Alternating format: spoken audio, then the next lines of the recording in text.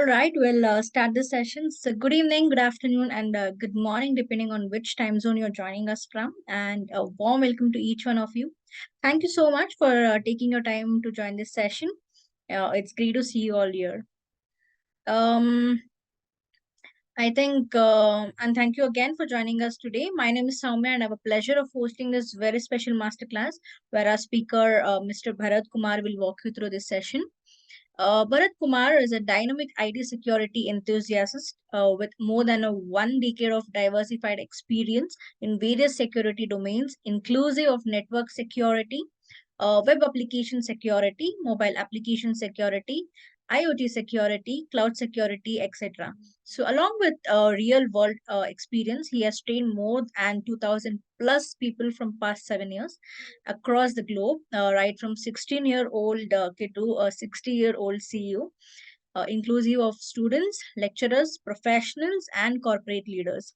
So he has trained people from Indian Army, various banking professionals of India, trained lecturers on ATIL FDP thrice, and trained over 100 plus employees from Central Bank of UAE, Emirates, Institute of Finance, Dubai.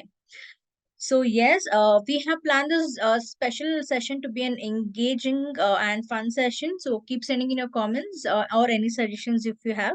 If you have any questions, please post it in the Q&A tab, or you can use a chat option. We'll make sure everything is answered. Yeah. And before we dive deeper into our session today, I would like to gauge our participants' familiarity. So there's a very quick poll. Please take a moment to answer the following poll question.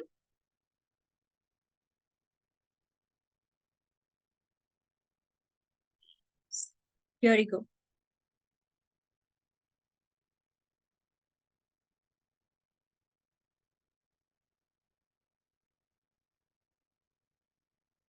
We have three questions here. Where are you from?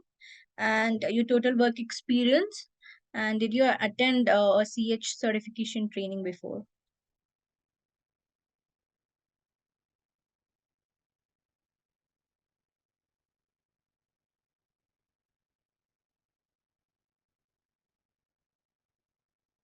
Okay.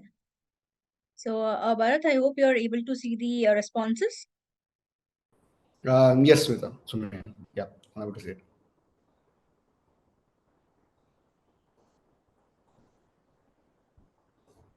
50% of them have participated. I request the 50% also to answer the poll questions.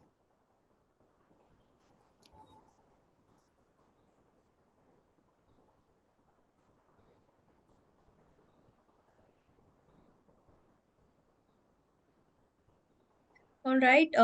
Thank you for the participation. I'm ending the poll here.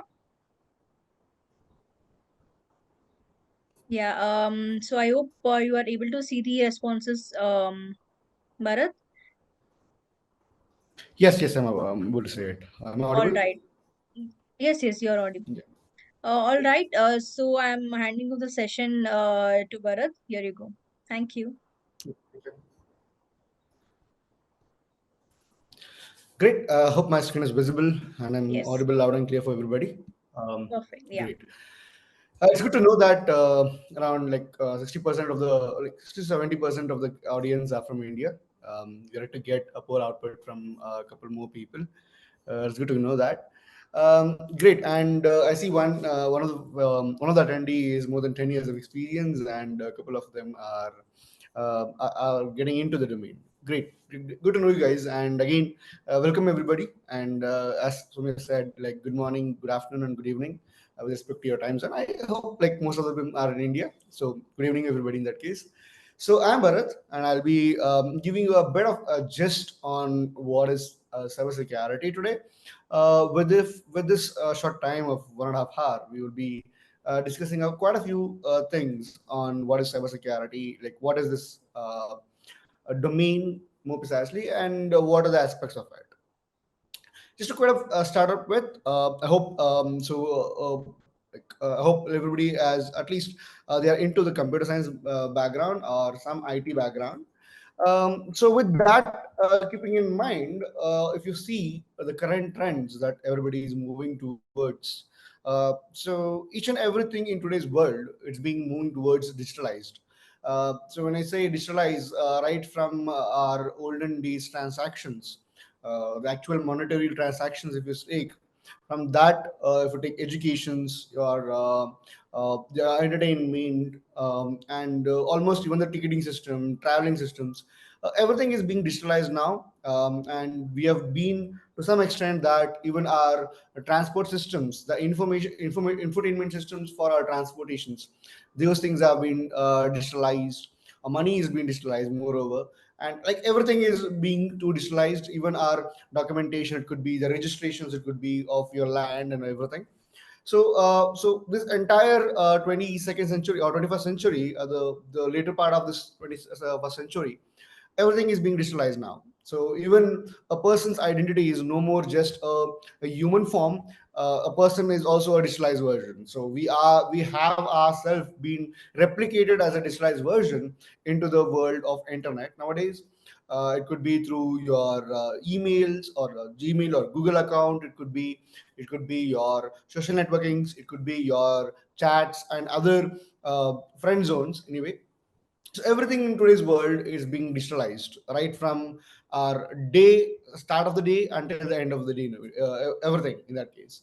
So when we are moving from this digitalized era, if you see just a gist of what is the statistics says, from the perspective of internet. So this is nowhere statistics from cybersecurity. This is specifically from the world of internet. So approximately, it is said that according to 2023 statistics, we have around like 8 billion people across the globe. Out of this 8 billion people across the globe, around 5.19 billion people or individuals have the access to internet or are present through some or the other means to internet. So because of the development of silicons and drastic reduce in cost, I would say, and a lot of developments in electronic field, we have getting we have everybody is being getting into mobile phones. When I say mobile, it's not only with the phones; it's about your laptops, tabs, and various other movable gadgets. Through that, the amount of individuals who are coming towards internet has grown drastically huge, drastically high in that case. So in that case, if you take the statistics of the total number of population and the internet population or the individuals using internet, so around 65, approximately 64.5 to 65% of the overall population of the world is using internet, right? So that's the huge amount, right? So approximately, if you take six people out of 10 are using internet presence, and if you take a certain developed countries, inclusive India, in certain cases, like we on an average, you can see at least 8 people who are using mobile phone. When I say mobile phone, it's about the smartphones, not the traditional mobile phones. So that is there's a reach of internet, and every year on year we have increasing amount of plus 2%, approximately to 2%. That is, 2 people out of 100 are joining into this era of internet. Again, there are a few more statistics. One thing that I was wanted to add more light on it is that the urban and the rural area, if you see, around 78% of the urban population are using internet, whereas even in the rural, because of the lot of development, like in India, if you go to the length and breadth of different even villages, approximately majorly the South Indian villages, you can see a lot of villages do have internet connectivity. Today's ration, or you get the groceries today by internet, right? I mean, not directly, again you can do it indirectly, and obviously from the urban places you get your groceries, even your medicines, from through the internet, through the apps. So that is a reach of internet, and it also says that how much addicted we are to the people or to the internet in that case. So that is the level of internet usage we individual have been. And when we have more presence to the internet, obviously there's a growing risk from day to day life. So there was one hypothetical question that was raised in a recent conference when I was attending, that the moment you step out of your house, the risk of something bad happening to you starts. Let's say it was a hypothetical situation. The moment you start walking on a road, you have a risk of getting an accident. So that's the typical hypothetical situation. So keeping these statistics as a background, uh, since we have around like 65% of the world's population present in internet, obviously there is a increase in the cybercrime. Now, what is cybercrime? Obviously, yes, like as I was saying, you everything is being going towards digitalization. Everybody want to go become digital. All the business are being digital nowadays. Now, the same thing happens even for the robbers or the thieves, right? So, just like people are getting upgraded towards smart things and smart ideas, even the robbers or hackers, we could call it as, so they are also getting upgraded, and from the typical word as a robber or a thief or a or any particular attacker, and now they are being called as hackers, right? So that is what we are being a bit of say we need to be a bit attentive and be a bit of fearful in certain cases. You can see a small graph here that shows you the estimated cost of cybercrime in trillions. So this statistics were taken in 2022 at the year end. You can see a drastic changes on year projections here. So the cost of cyber crimes was pretty much less when we take the earlier case. That doesn't mean that there was no cyber crime. So the cyber crimes or the hacking is being existing in the world from almost the later 1980s to later 1990s. People started doing hacking with the telephone industry earlier stages, the technological part, and majorly it was aimed towards telecom industry, where you wanted to perform the calls or make calls without paying some money. So that is all the initial period of hacking, and thereby as the technology progressed, the hackers also got progressed, right? So we have one term in infosec community that whenever a new technology comes into picture, before a developer, the hacker is the person who first understands it, because he's the one who is going to be working more breaking things rather than the developer who is going to working on it. So that's the a kind of a just we generally use in that case. So if you see the year on year, the the amount of cost that is being spent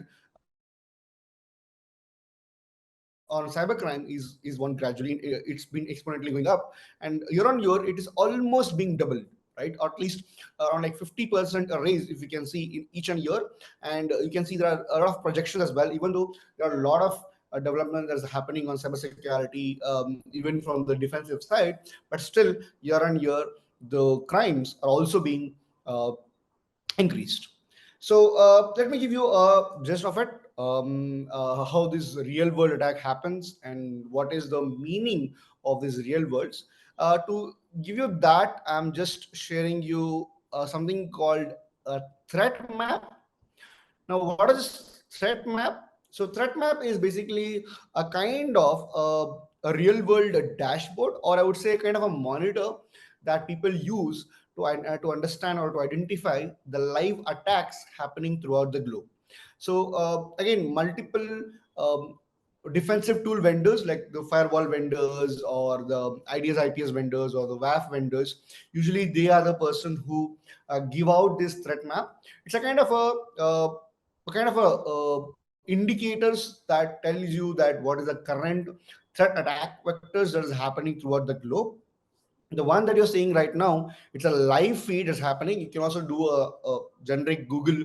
You can just type for threat map, a live threat map on Google, and you will find around at least 5 to 10 different websites, like one from Cisco, one from Fortinet, and multiple firewall vendors will have this threat map. So I'm picking up this Radware because it gives me a lot of information.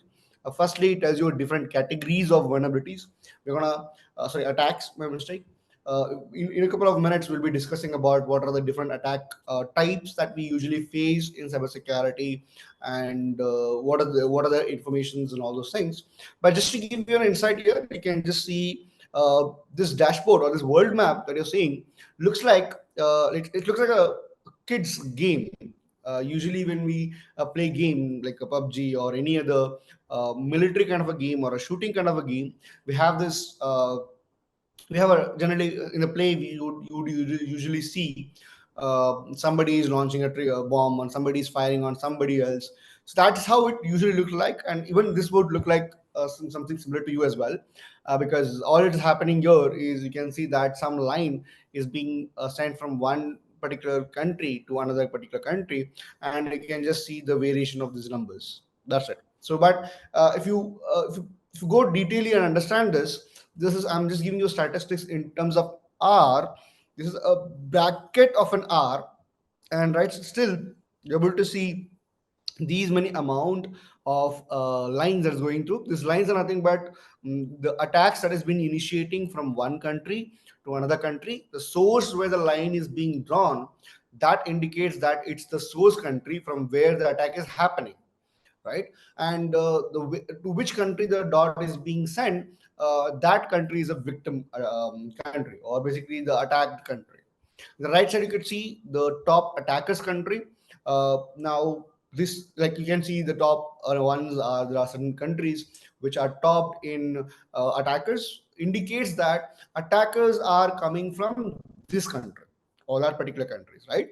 Similarly, you also have something called top attacked country. I will not take the names obviously. So that indicates that these attacks that is originated from the attacker countries are being attacked here. And in certain cases, in a very few cases, you can see the same country which is in the attackers list has do have being do have their existence in attacked country as well, which means that the same country is being as a victim as well as the same country has been as an attacker as well. Now, frankly speaking, the actual countries that has been showed here would not be the realistic cases. The reason is hackers do use something called proxies. They use anonymizing techniques to hide their identity. So when they hide their identity, it's not like they can rub their identity. So it's not possible. Nobody can erase their identity in digital world. What they can do is they can fake it out. Let's say, for example, instead of calling myself as Bharat, I would say something else. I'm this XYZ guy, right? And I do an attack. So whenever they look into the logs, they would not find Bharat there. They would find XYZ person. So that is what we actually do in proxy. So we hide our identity by faking ourselves as somebody else. That is the actual technique that we use. So that means that most of the attackers' country here might be they will be using the proxies of the countries, or they would be depicting as that particular country, right? And if you go scroll to the right bottom of the screen, you could find that the different attack vectors is happening. In terms of network attack vectors, there are floods. Most of the attacks that happens throughout the globe in the life are usually either a flood attack or some kind of a scanners. So if you have gone through some of the articles of hacking, or if you have done some googling of how to hack something, you would find scanners. So typically scanners are the tools which is used to identify loopholes of a systems. So more generically, the amateurs, the amateur hackers, or the we call it as script kiddies, people who try to learn hacking stuff, they usually run these scanners blindly sometime, through which knowingly or unknowingly they would be targeting some countries. So most of this traffic that you're seeing might be some scan that is run by somebody, or some flood that is done by somebody else. So in real world cases, most of this traffic would not be a targeted or a planned attack, because when a target or a planned attack is happening, it will not make this much noise. You can see there is a lot of noise here, right? So most of this noise are usually created by amateurs. That's one thing. But obviously, whether it is created by amateurs or it is created by targeted hackers, the harm is harm, right? If somebody is playfully hitting you with a stone, or they're purposefully hitting the stone with you, the reason doesn't matter. Whatever you face, the cause that happens or the wound that happens is same whether somebody hits you intentionally or unintentionally, right? So you can see there's a lot of difference, a lot of like information that this website shows. This just shows you that what happens in real world. The moment we take to sip a coffee or a tea, or the moment we take to just scroll a particular reel, you can see there's a lot of countries or a lot of companies are facing a real world attacks. Okay, might be they are intentional, sometimes they might also be unintentional. Okay, so again guys, just to give you a heads up, like let's say if sometimes if you feel, if you have any queries, you can feel free to raise your queries in the chat, uh, generally. So okay, you don't need to wait until, so I'll just pick up your questions and make sure that these questions are answered. That's a kind of a hint of what happens in the real world. Now, taking you back to the cybersecurity world, uh, so there are multiple ways. Just a couple of seconds earlier, you saw that there were a lot of attacks is happening, and in the left side column, you had seen that you had a different type of attacks, right? Something called DOS attack, or something called as scanners, something called as intruders, and so on, right?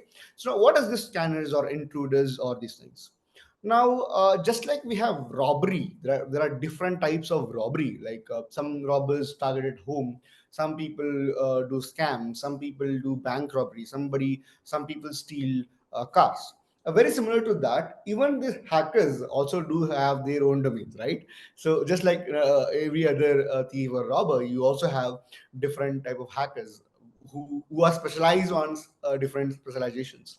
So but if you take an example of a company, even if you take an example of a company or as an individual, no matter whoever is hacking you, at the end of the day, what they require is either, if you look from an individual perspective, they want to either steal your credentials, somebody wants to steal your credentials majorly, or they want to take hold of your laptop or a mobile phone or a computer, where his idea would be limited, right? So his attack vector would be limited, he's be targeting to you. Whereas if he's targeting a wide organization or a company, then his attack vector would be huge, right? So because let's say for example, what maximum could you lose, or if a individual could lose if attack happens to him? A couple of dollars. If you take in terms of dollars, it would be a couple of $1,000, right? It would not go more than 1 million, right? So that for individual, more generically, and I'm not talking about the big shots. I'm just talking about the generic middle class person people, right? But at the same time, if you look into the effects of a mid-scale company getting hacked, there's a lot of factors into it. So firstly, the company, the people or the consumers of that particular company's products would lose their confidence, right? They would lose the trust. The first, that's the major aspect. The secondly, obviously, if the people lose trust, the investors would lose trust, thereby breaking the major bone, or breaking the backbone of that particular company, the financial part. Secondly, obviously, if the attack is happening, they will lose their data, and obviously their data is breached. All the consumers' data is gone. Like we have seen that in a very recent Baiju cases and a couple of other cases where the consumers' data were leaked.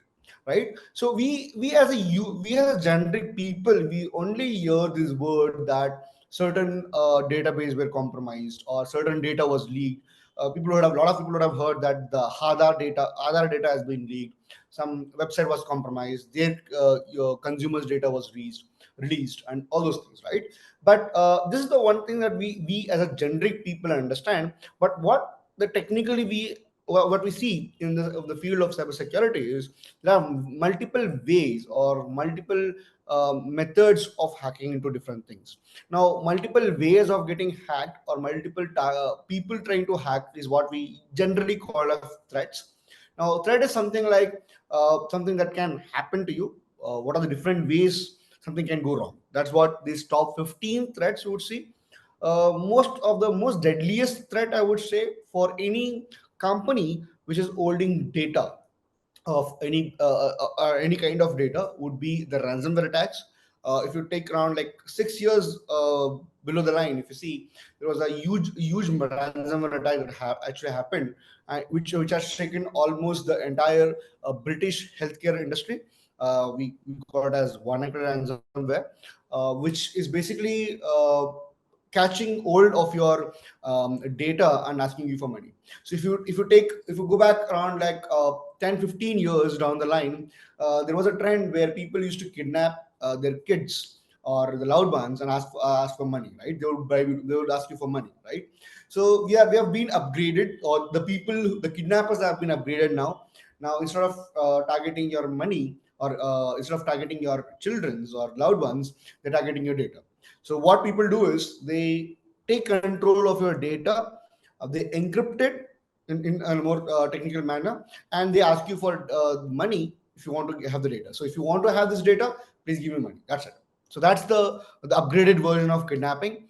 And second major threat we would see is the IoT. I'll be going more detailedly in terms of IoT threats, but just to give an insight, now everything in our body, even in our body, is being smartized, or I would say digitalized. Your watch, your goggles, it could be your bracelets, the stunts, if you're using any medications. Those things have been part of electronic. The electronics is being part of your body. So even that would pose your threats. I would come more detailedly about IoT threats a couple of minutes later.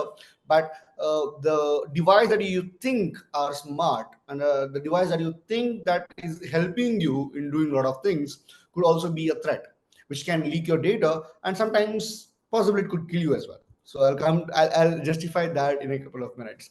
And next we have this social engineering attacks. Out of social engineering attacks, is the major part is phishing. Approximately like every human being, at least even once a day, you would be feeling prey for phishing. Majorly if your email is very famous, very commonly used. If you're using an email from almost 10 15 years, the same email ID if you're using from 10 15 years, and if you're using the same mobile number from at least 10 years, then almost on an average every day you will be getting some sort of a phishing attack, right? So somebody will send you an email saying that you are won this amount of money, click on this link, send your account numbers, we will be transferring some money. And some generous individual of some other part of the world who wants to transfer money to your account, these things happens, right? So they want to fake you by sending some links. That's one thing. And going to the technical aspects, today we are using a lot of technological advancement things. You can see a lot of products being coming within a span of couple of days itself. So you can get updates within a couple of span of times as well. So these dependence, we call it as dependency generally, or we call it as supply chain, where the components which is used to develop certain code, those are things. So something you would have heard about programming languages, libraries. So supply chain attacks is nothing but the attacks that is done towards your libraries. Instead of hacking your code, they hack your libraries. That's thing. And from a couple of years, at least from almost a year, people are trending. A lot of things have been trending as AI, chat GPT, all those things. So as I said, as technology is being advancing, the same thing happens even towards your threat as well. So the AI, which is supposed to help human, can also be used against you, because it's obviously technology is a double edged sword. Obviously it can be used for the good of you as well as against you. So AI, being a good advancement in technology, it can also be used against you, to hacking again. And then we have advanced persistent threats. As I said, there are APTs are basically a group of hackers or the hacker communities which target people, right? So they are the dedicated, the actual hackers, if you say, who are used, who are aiming to compromise people data and so on. Next we have zero-day exploits. Zero-day exploits are certain loopholes that exist in your computers, mobile phone, and everywhere, and are waiting to be discovered. And if it is being discovered by a security professional, that's the good part, and everybody is happy, and they fix it. Whereas, if the same loophole is being discovered by a hacker, obviously he will use it to exploit it and gain access. Like one thing is happening with iOS, the latest iOS that we had. had a loophole, a 0 day loophole, which even Apple didn't know, and it was discovered by a security researcher. But before him, if somebody would have you identified it, obviously you would have used it to hack iPhones. As simple as that. Next comes cloud security risk, where everything is being moved towards cloud now. We have very less number of individual data centers, I would say, or on-prem servers now. And as technology is being advanced, everybody is moving towards cloud. And as I said, the more existence we have, the more risk we have. Just like the hypothetical situation which I was talking about, the walking on streets, right? So people are also using compromising clouds and using it for Bitcoin mining. We have seen a lot of these things in previously few years. So obviously, at the end of this session, I'll be giving you a few takeaways where I'll be also addressing how to keep certain best practice, how to use certain best practices to keep your individual accounts as well as the cloud accounts to be secure. Next, the mobile and malware threats, mobile malware and vulnerabilities.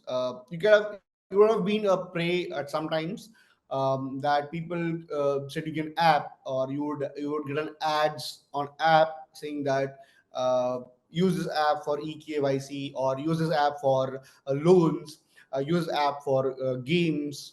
There would be some apps which will be saying you that it will be used for cleaning your apps, cleaning your RAM, and you want to remove your viruses on your phone. So these are all basically a various way of sending you a malware and taking control of your mobile phone.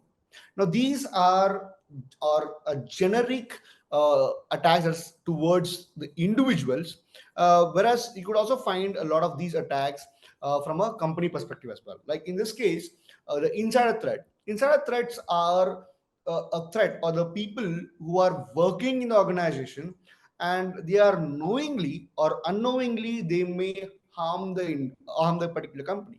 Let me give a very simple example. Let's say there is an employee. Let's say he's a developer. He's a database developer, for example. He's the one who handles your database, where all your data is located. Let's say if this database admin, which we generally call, is been terminated. Let's say somebody has given him pink slip, right? Or his manager has given him pink slip.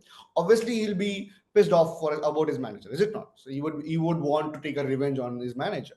So let's say what he could do maximum, because he's a database administrator, he could just delete all his data. Is it not? So what happens if all the data has been deleted from the organization? Obviously, you have your business data, you have your consumers data, and all your data is lost, right? So these are a threat that can be posed by internal people, like an employee of a company. Now this could be done because of some revenge, or because of bribery, or some other issue, or some clashes with people and all those things. But at the end of the day, it's not the manager who's going to face problem, it's the entire company or entire group that's going to be facing the huge issues. Is it not? Obviously, along with the consumer as well. And actually, people are using again AI, misusing of AI against people. And secondly, data breaches, again privacy violations. Obviously, we make rules, or the governance industry make rules that these things should be allowed, or these things are to be best practiced for the industry. But again, when somebody hacks, and if these policies are not being maintained or implemented properly, this would obviously result in data breaches. Secondly, again, advanced phishing techniques. Again, it's the advanced version of your phishing attacks. Instead of using the generic, like just generic onto your emails, people also use their advanced version of techniques. So instead of just sending you an email, they would put up an entire template, right? That's why. And secondly, the national state cyber attacks. This is very common these days. We would have seen it in this current war as well. When this Ukraine and Russia war was happening, there was a lot of hacking groups who were targeting towards Russian websites, and the same thing was happening vice versa, which were trending on Ukraine countries as well. And recently, there was a report that was released by EY that these websites are being under threat because of the Israel and Palestine war issues, right? So this very generally happens where one country is trying to perform attacks, several attacks on other countries, and so on. And nextly, the last threat that we generally see in this current years is the cryptocurrency threats. There are two threats that we generally see here. Is people tend to use others' resources for Bitcoin mining. As I said, there was a couple of issues, couple of incidents where people has compromised cloud accounts, and they were using Bitcoin mining. Obviously, the bill was generated to the company, whereas the mining money was being sent to the hackers. That's one of the case. And secondly, this the bad part of this blockchain technology, or the cons of this back blockchain technology, is if you lose the private key, your wallet is gone, right? So that way, people, if they compromise private keys, your account is gone. So people were trying to capture or hijack these private keys and thereby stealing somebody else's wallets. So these were a bit of idea of different attacks or threats that today's world cybersecurity professional faces. Now, in this, you could see two ways as well: targets, the attacks or the threats towards individual, like people like you and me, and also the threats that is posing towards a company. Now, in terms of company, the attacks would be slightly different, whereas the target audience would be the entire company. But it goes to individual, the attacks would be slightly different. Let me give an example. In this case, I just want to be make you guys alert. So there are like around sorry, 9 websites here, or 9 apps here, that says WhatsApp, Facebook, Messenger, Pinterest, Twitter or X in this case, Instagram, YouTube, LinkedIn, and Snapchat. So out of those 9 apps or social network websites, how do you rate yourself? So I am present in almost 8 of this. So my score would be 8 out of 9. So what is your score in this, guys? Can you guys quickly mention this in a chat? Out of 9 of these websites, how much of these websites do you have your account? You can mention that in chat. Yeah, yes, I have enabled the chat option to every Uh, Thank you for that. Soumya. seven. Great. Okay, we have 7. I think, sorry, I was not able to catch up your query. How about random IPs usage on attacks to hide, mislead of geolocation identity? I think I had answered the same thing. People, you generally use these proxy, and yeah, there's random IPs for the same purpose. Yes. So obviously, we cannot say that these are all legit attacks that is happening to the world. It might be some fake apps as well. So it's good that people have 7, 5. We have 2 7 and 1 5. It's good to go, because out of these 5, you see, if you have an account on Facebook and Meta, you already have 4. Your score is already 4, because everything is Meta now: WhatsApp, Facebook, Messenger, and Instagram. So yes, the leftover is your YouTube, LinkedIn, and Snapchat. So again, we are in a situation where these apps are not just social networking apps; they are being a part of our life now, right? So the moment you wake up in the morning until you sleep, you would either be a user of all these parts some other time, right? So and obviously, since we all are addicted to these particular apps, and obviously people target us this. So even I've been using Instagram from a couple of years, and I have seen a lot of different scams that are happening. People tend to put stock market scams onto it, say that we will double your money in 4 or 5 days. And there are certain scammers I have seen where they say we will give iPhone for 10,000 rupees, we will be doing carding for it, we have some like what's it called, customs clearance, that things, and we have that, these and all. And have seen a lot of people falling into prey. Now these social networking websites were created for connecting multiple people, but in return, what is happening in today's world is we are connecting scamsters, and hackers to loot money from generic people. So again, it's not only the companies who are facing cyber crimes or cyber attacks. It is even the individual, knowingly or unknowingly, we individual are also being fallen as a prey for this. You could easily find it out that in every 2 3 days once, you would be getting some email saying that Amazon is giving you free that, or it is giving you a big billion offer here, spin this wheel, all these XYZ stuff.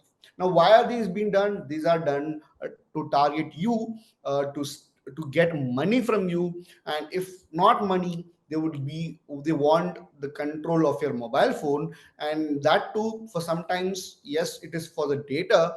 And if it is not for the data, the worst thing that's going to happen is for what we call as botnet.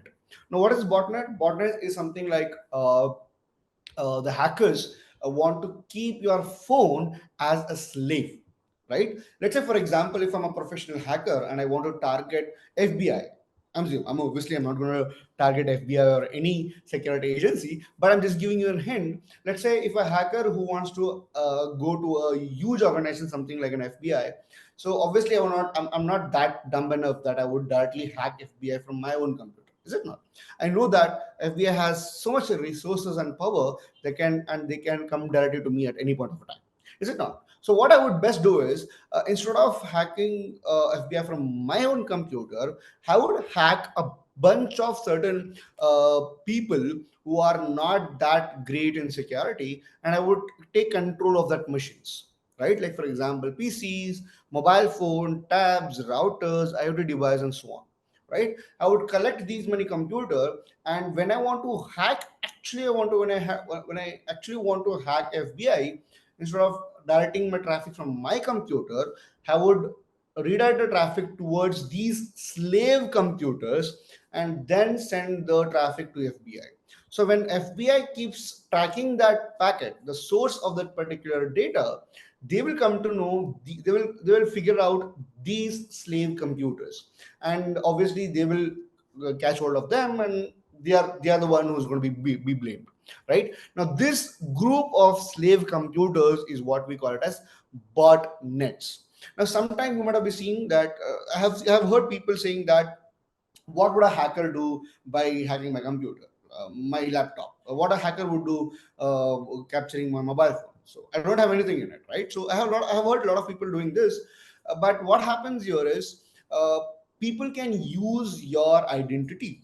You have something called impersonation, right? You guys might have faced it. A lot of people, Instagram account would be hacked or LinkedIn account would be hacked, and they would be sending messages to their friends asking for money, right?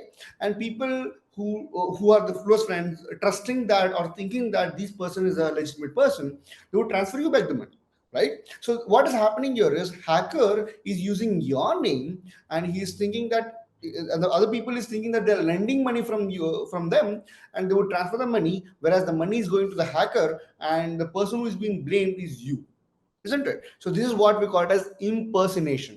People using your name or your identity to do all the mischievous tasks. So it is a critical matter. It's not only that like if my Instagram account goes, I just create another Instagram account, or if my LinkedIn account goes, I create another LinkedIn account. It's not the matter of that. It is the matter of your identity. People can use your identity and do all the mischievous stuff, and the blame would come to you, right? So this is the kind of the effectiveness that happens even for the individuals. You might be in a position that like even I have heard about people saying that like if somebody hacks to a company, they can get money. What would they get from me, right? So it is not the matter of what would they get from you, it is the matter of security.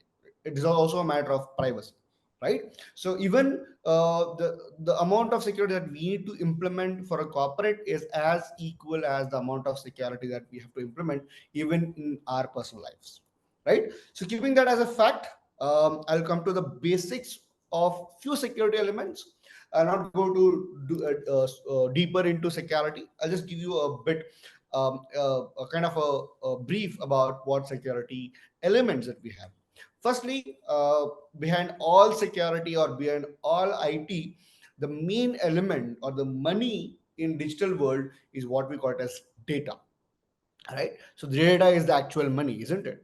So keeping that aspect, so the data in generally will have three states. We call it as three states of data. Data is when data is being taken at rest, data at rest, data in transit, and data in use. So data in rest is nothing but it's not sleeping and being a lazy guy. It is just taking rest. The data which is stored on your drive, a mobile phone, pen drives, memory card if you're using that. So that is what we call it as data at rest. Data at transit is the data that is being moving. So currently I'm sharing my screen, and I'm also sharing the data via my voice. I have my pictorial data, I have my voice data, both, and you are receiving it, right? This is what we got as data transit. The data is moving from my computer to your computer. That is data transit. And data in use is the data that is being processed. So currently your computer is processing my pictorial data, right? That is data in use. This is the different states of data, and it is a job or a duty of a security professional that we have to secure our data in all three formats. That is why I wanted to give you the example of this.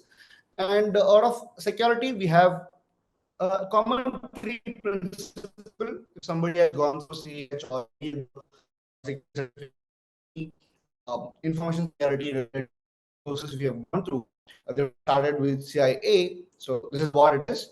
So I'm just giving you a brief about it. I'm not going deeper into it. I have a lot of other things to also cover, so I'll not be going deeper into it.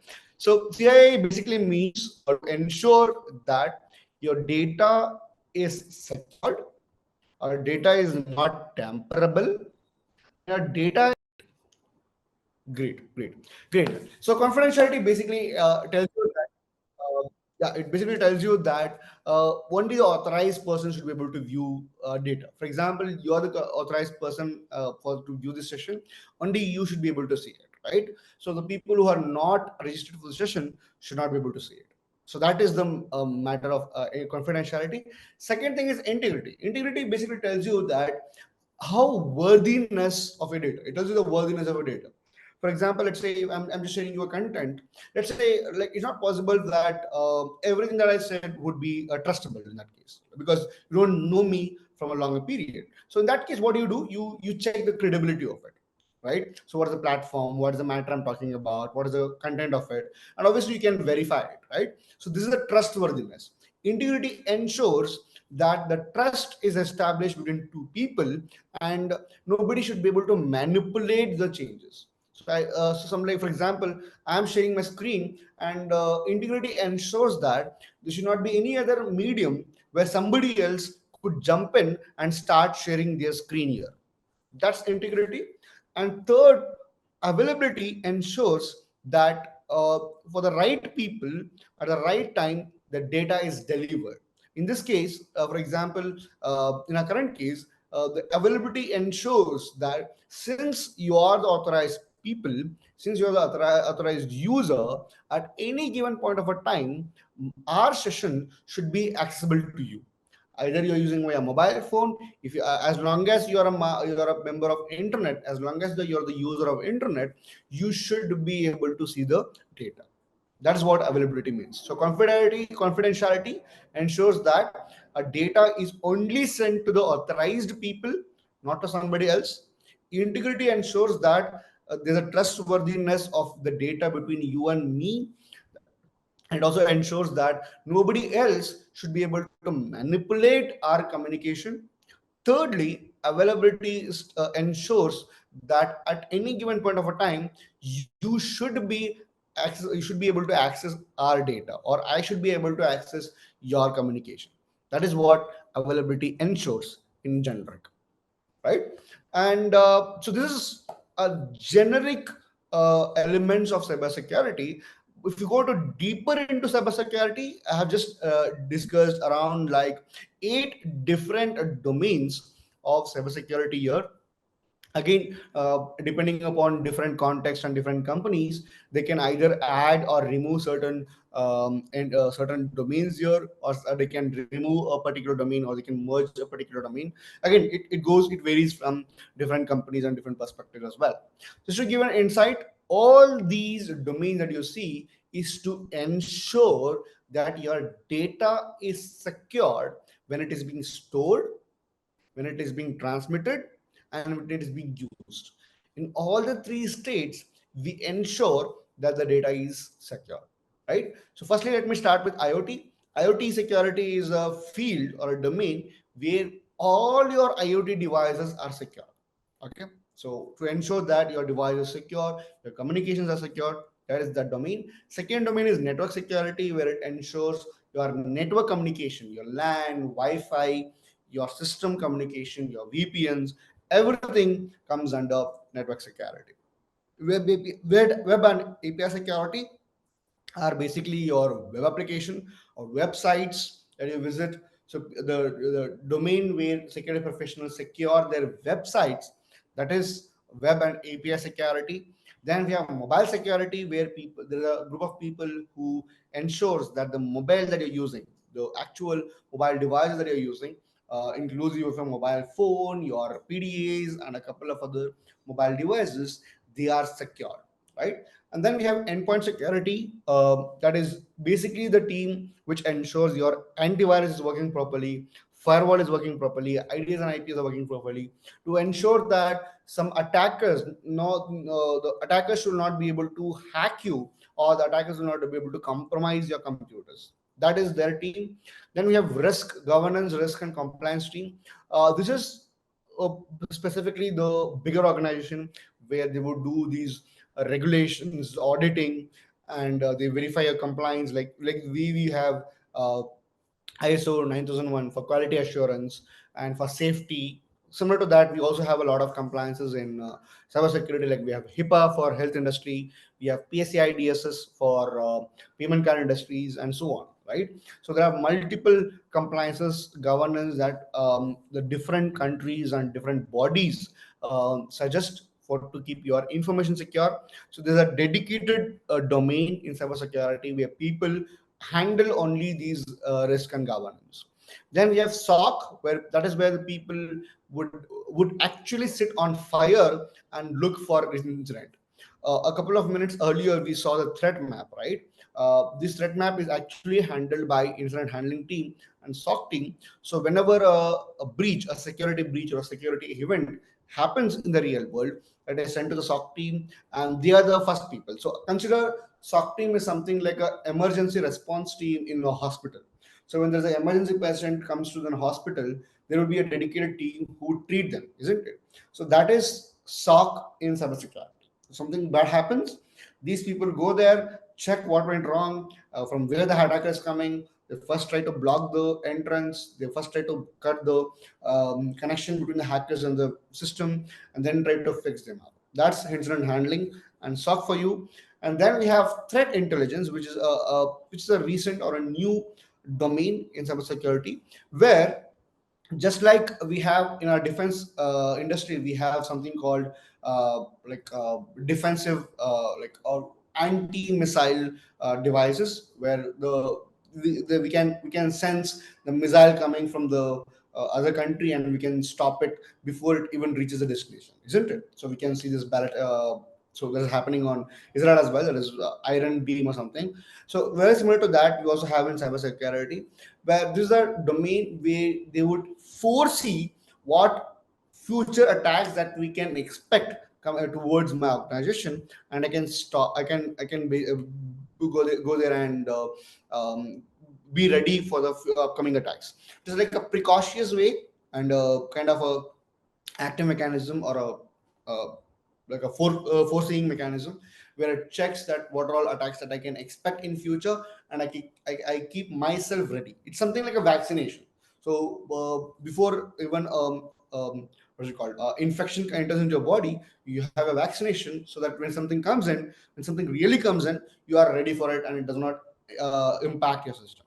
So these are the generic domains of cybersecurity, and obviously it's not possible practically to cover all these things in a short session. So we'll just shed a light on here and there on the systems. So typically, you might be asking that where does this cloud security comes in? So generically, cloud security in certain places they would take it as an individual domain.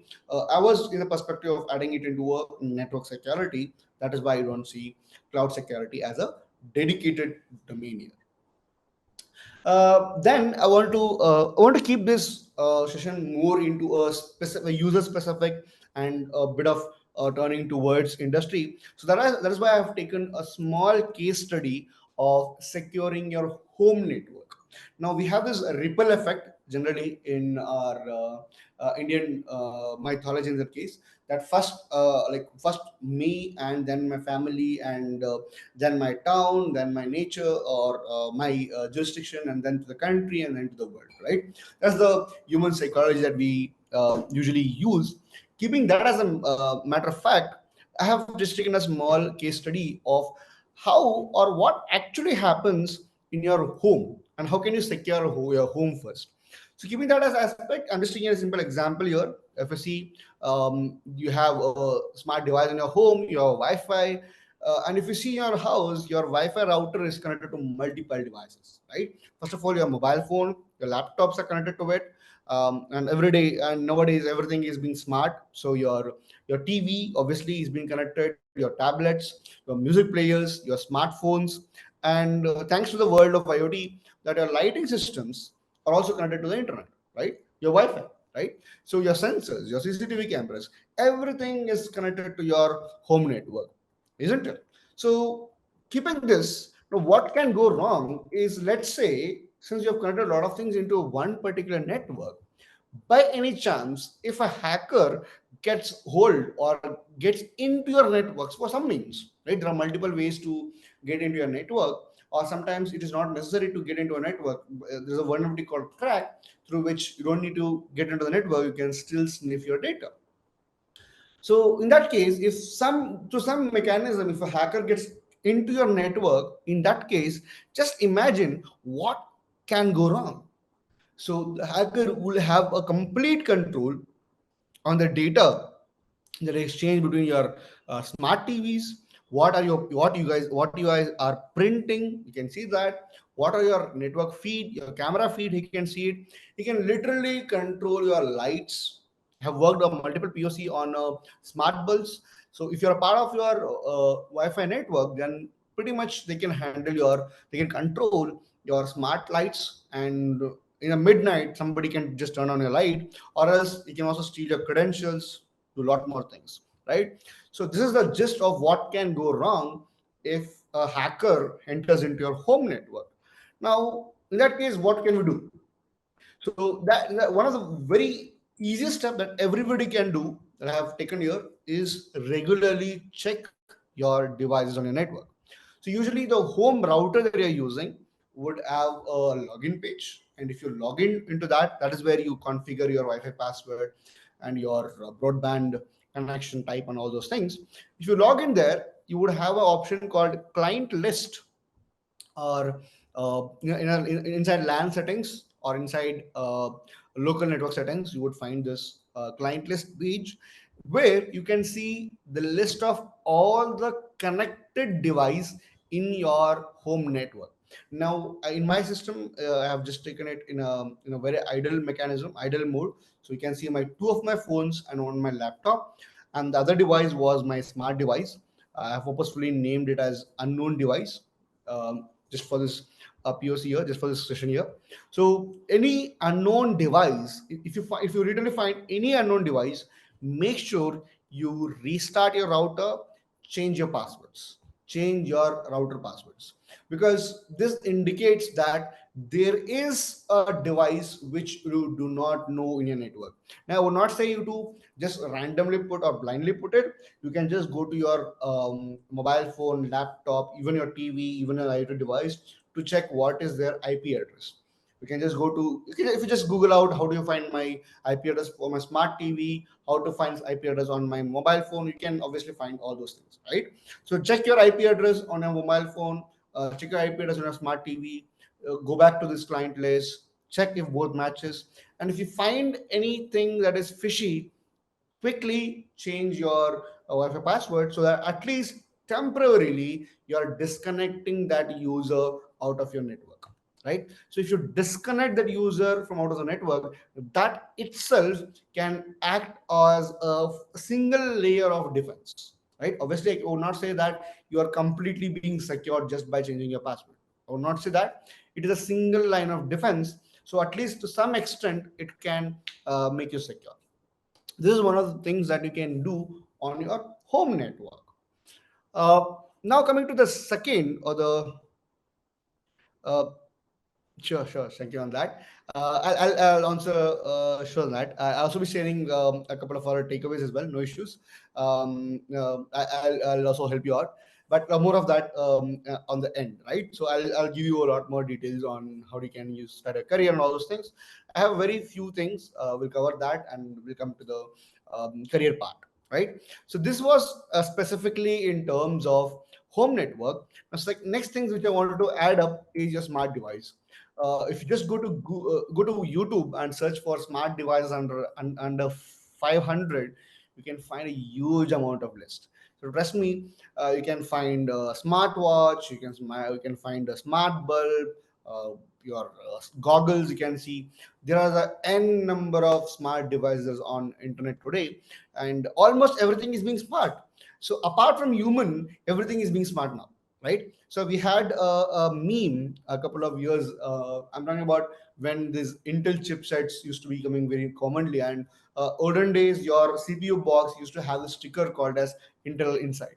So whenever we used to see that, we used to make a joke that it says Intel inside, and the other guy, the human who is accessing it, is a mental. Right? We usually say that Intel inside and mental outside. Now this we could slightly change it out that all the smart devices are being we are using all the smart devices where the human who is supposed to control the smart devices is being foolishness. So he is being unsmart, right? So you're adding smartness to all the devices and thereby giving your data, giving the control of your data, giving the control of your health, and giving all your information to the smart device, where actually speaking, I would not agree these things as smart device. It is just a dumb electronic device with a small amount of intelligence, right? When you hand over your intelligence to that, obviously it can do miracles if it is in good hands, and obviously it can destroy you if it is in bad hands, right? So how bad it can go through, this was a snapshot. I was just watching on LinkedIn.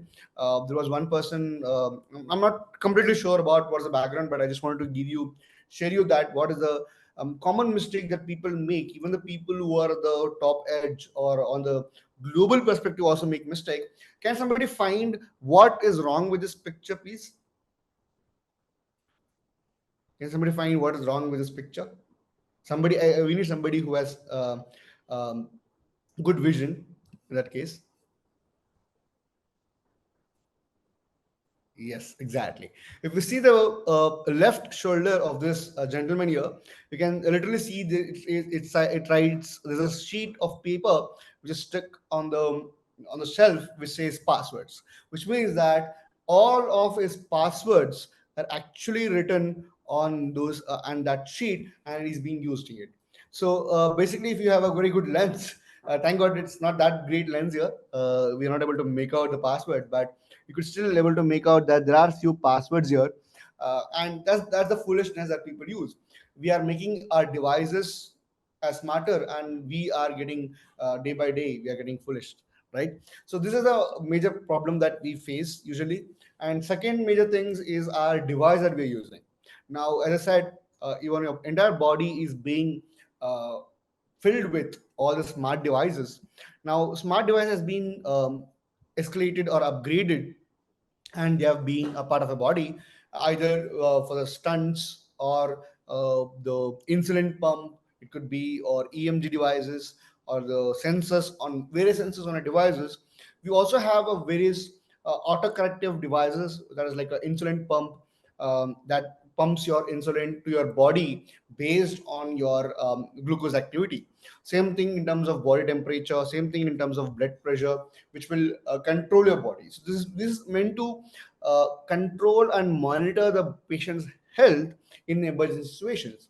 Now, the bad part of this is all these devices are controlled wirelessly, right? And wireless, we assume that only I am the person who is using it and only I should be able to control it. It's not the case. Because of the lot of advancement, you can control these devices from by the hacker as well. So this lifesaver gadgets can turn into life threats, right? There was a very good incident that happened a couple of years ago. This actually happened on x-ray mission, through which a person was killed literally. X-ray machines do generate radiations. So there was a one attack where X-ray machine was tampered to generate more amount of radiation because of which a person who was just sent as a for a scanning, he was being injured to death, not immediately but later. And they found out that the culprit was this medical machine, or basically the X-ray machines. This not has just happened recently. It is also being there from a couple of years. And thanks to the advancement of automation industry, now we do have various smart cars. The smart thing is not being ended only within your house. It is being also going out of your house. uh, we have smart cars now, and there was one POC that was discussed in 2015, that the Jeep car, which is from the company of Jeep, that car was literally controllable from a remote place for all his activity. If you have some time, you can like after, obviously after the session, you can just do a YouTube, go to YouTube and search for a Jeep hack, and you'll find this, that a group of people or friends have controlled Jeep, where one of their friend is driving, and they were able to literally control that Jeep, accelerated, decelerated, put brakes, navigate it, do a lot more things.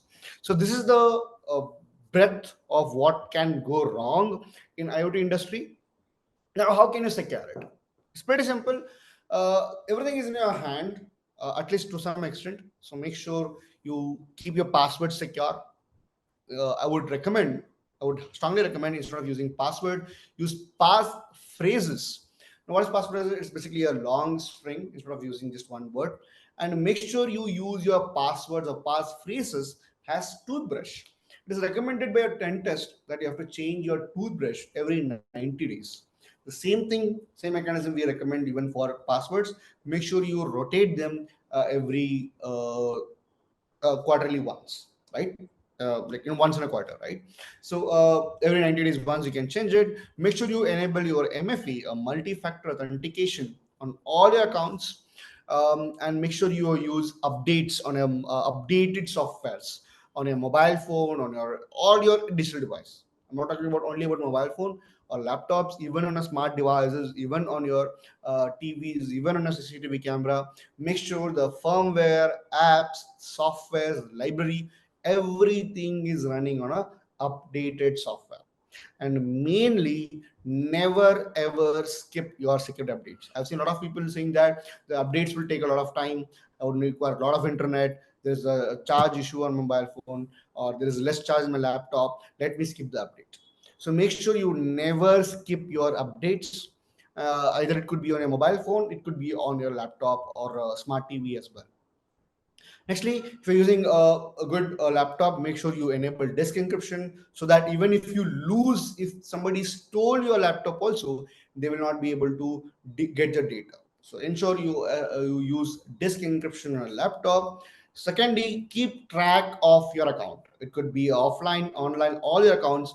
Make sure you tag it, especially on your email and a mobile phone, because the MFA, OTP, and your tokens does come to your mobile phone, just come to your email, isn't it? So make sure you keep a track of these things. Never ever click on unknown links and uninstall apps. Lastly, make sure you are always aware about QR code scams, KYC scams, and the latest scams. So keep in track with the latest scams. Last thing, our last topic, I just want to cover this, and then I'll take up your queries. Last thing is, so far whatever we saw was in the perspective of an individual. Now, if you are a company, if you are if at least a small scale company, or a employee of a company, how can you use cybersecurity in that case? Now, as I said, there were multiple domains in cybersecurity. So one of the niche domain which is growing very rapidly is cloud computing, right? So cloud computing, in simple words, is that instead of you having a physical computer for all your processing, storage, and all those things, you have a computer on the cloud and you're using that. Now, the good part is you don't need to invest a lot of money on it. You don't need to buy an entire data center. If you want to create a website or a small company, you can still purchase a virtual infrastructure structure and pay in rent for it and start using it, right? So that is advantages of cloud. Now that's being advantages obviously comes with disadvantages. Approximately around like 50 to 60% of websites that we're using today are running on cloud, right? And all your Indian startups majoritively are running on cloud.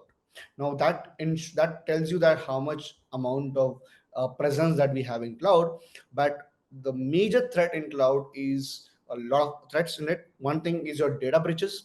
So people obviously they are moving to the upgradation of a technology, but they are not upgrading in terms of security, either through misconfiguration or through known weaknesses or through data breaches. They are always vulnerable onto your cloud as well. So just like your um, best practices on your individual, we also do have best practices on your cloud security as well. So if you are specifically a corporate user or a company, or you are maintaining a cloud of any particular domain, so make sure you follow these things. You can take a screenshot of this to make sure you like for a best practices. If you want, you can also let me know. I'll also go through the slides, the other best practices as well. You can take a screenshot of this as well. So what I would recommend is make sure whatever accounts you're using, make sure you use MFA on it, multi-factor authentication on it, so that even if your credential is compromised, or you still get an OTP or a notification that somebody was trying to access it. And secondly, in cloud security, we have a concept of non-root accounts. So never ever use root accounts on your clouds. Whenever you're handing over account access, make sure you use least privilege policy. And as said, in terms of rotation, make sure you rotate your programmatical access, your credentials, and make sure you delete your unused account. Now this goes also for your social media websites or social networking websites. So if you, let's say if you have decided that I'm not going to be using Facebook for some time, or I'm going to just deleting my account on Facebook, make sure you don't just leave the Facebook account just like that. Delete the account, delete your account. Okay, don't just leave it out like that. Same thing happens with bank accounts, same thing happens with credit cards, same thing happens with any account in the world. If you think you're not going to use it, delete it out. Make sure you delete it out. Okay. And due to the GDPR, you also have a feature that you can request the company or the website to delete all your data. So make sure you do it. This specific data is present in almost all the websites because of the GDPR compliance. So make sure if you're deleting accounts, make sure you tell the website there will be an option to delete all your data from the server. So make sure you use that. Secondly, make sure you use passphrases instead of passwords. That would save a lot of things.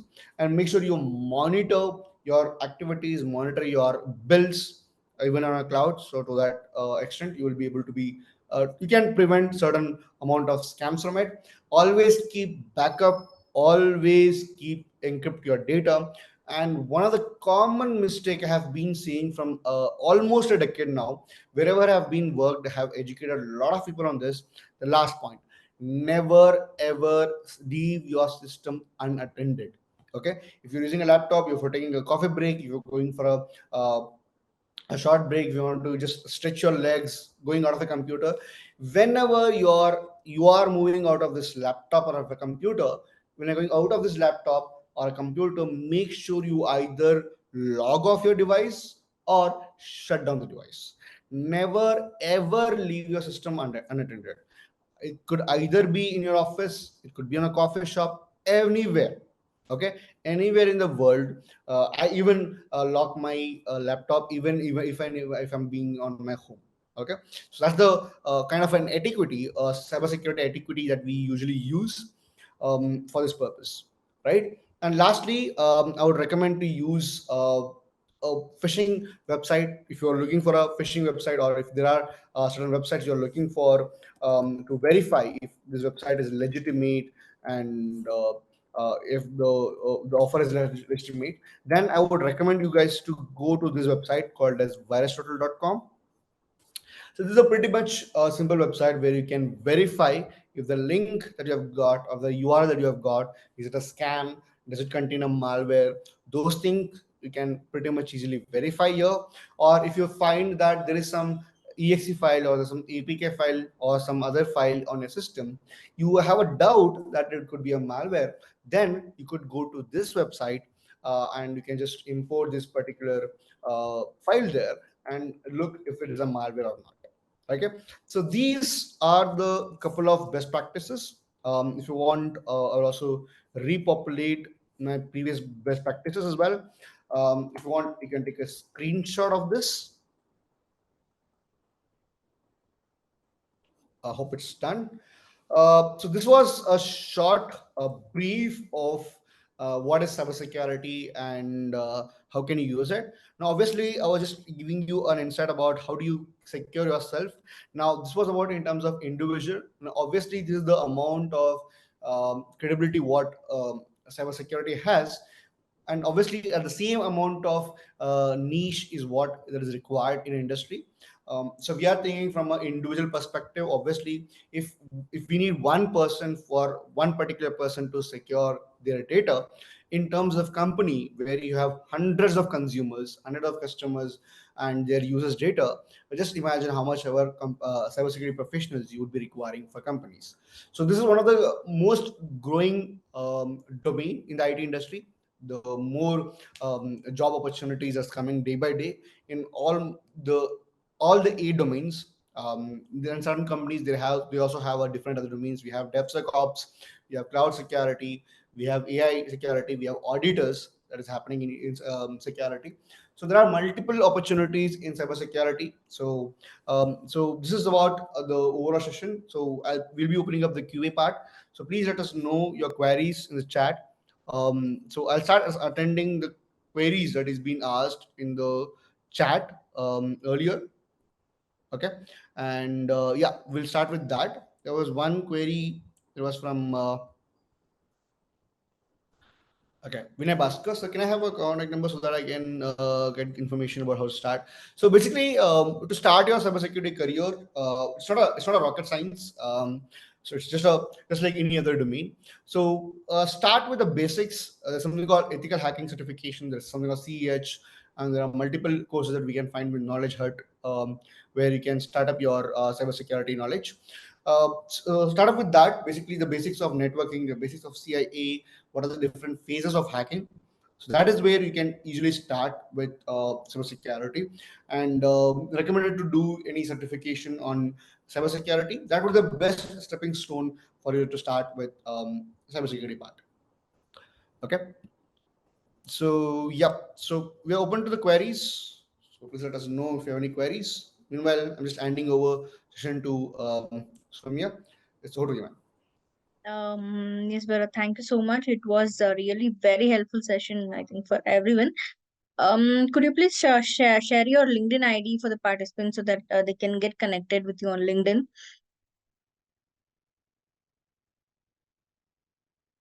Sure, ma'am. I'm just dropping the my LinkedIn URL ID on this.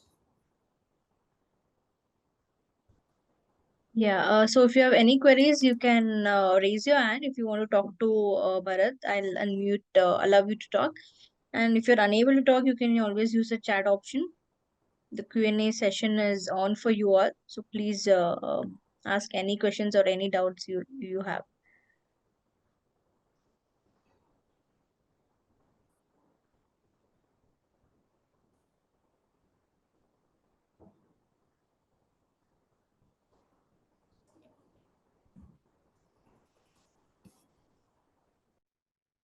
If you have any questions, Vinay, Girish, Nihar, and we have Azimuddin also. So if you have any questions, you can please ask.